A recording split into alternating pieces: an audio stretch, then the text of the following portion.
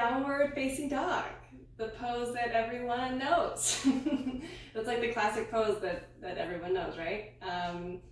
And I feel like for me, when I first tried downward facing dog, I don't know, I just kind of assumed that I could do it because it looks easy and that's the one that everybody does, right?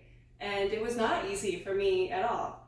Downward dog requires a good amount of hamstring flexibility as well as wrist and hand strength and arm strength. And all of that I had none of in the beginning. So, you know, this is a pose that, another one of those that you just have to be patient with and start little by little, and slowly it'll become more accessible. One important thing to remember is hand placement and feet placement. So always remember your hands should be in line. So your thumbs should be in line, wrist points in line, and then your wrists, elbows, and shoulders should be in line. So you're horizontally in line as well as vertically. So you're there.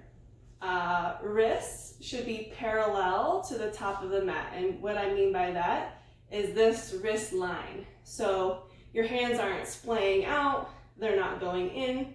All of your fingers are pointing up to the top of your mat, and the line of your wrist is parallel to the top line of your mat, this line right here.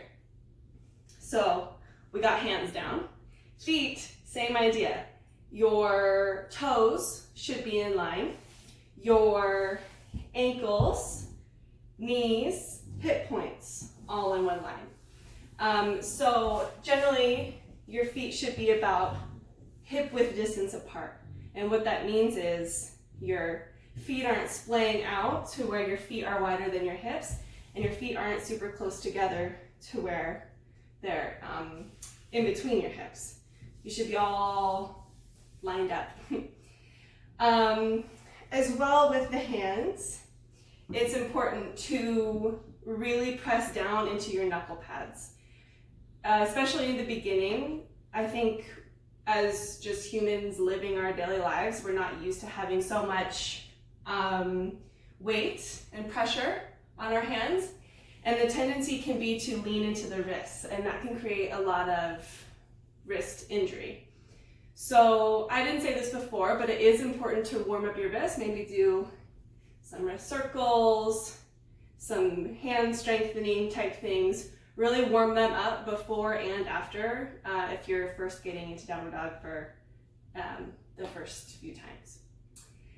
And then as well, your shoulders, the creases of your elbows, you want them to be facing each other.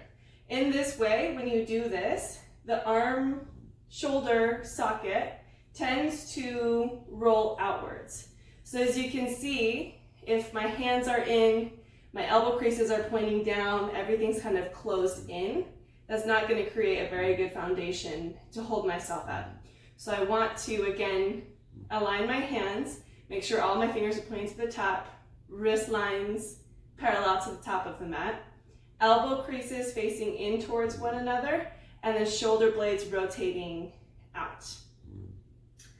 And then, it's a lot, I know. But like I said, slowly, you'll get the hang of it with practice.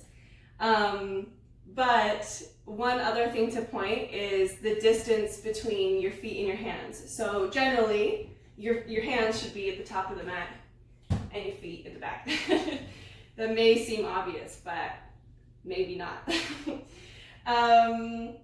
And then depending on your body type, that's how close your feet and your hands will be, or further apart.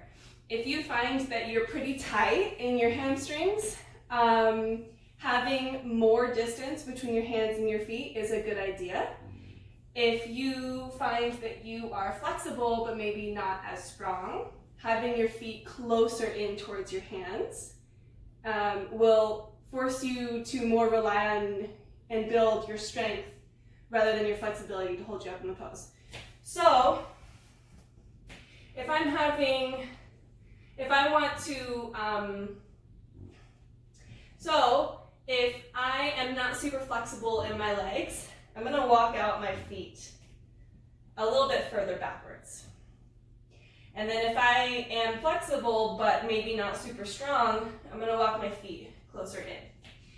Remember, it's not so important in the beginning because, you know, yoga works and you'll eventually come to understand your body and the way that kind of, I guess, fit the pose to your body.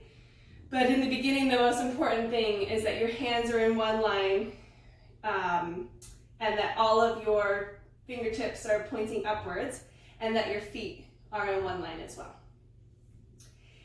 Another point, a little tip, if you are really just have tight hamstrings and it's just not happening for you, bend your knees. Bend your knees so much to completely take out hamstring flexibility completely. So like I'm not really working my hamstrings here at all. This is totally fine. As well, if you find that you're kind of rounding like this, bend your knees in order to straighten out your spine. And then drop your head and gaze can be at the floor in between your feet. So I recommend practicing this a few times. Like I said, warm up your wrist before and after.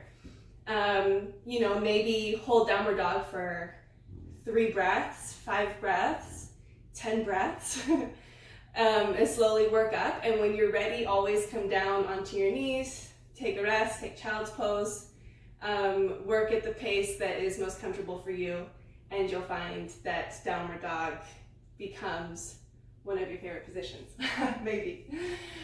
All right, I hope you enjoyed. Let me know if you have any questions, and I'll see you soon.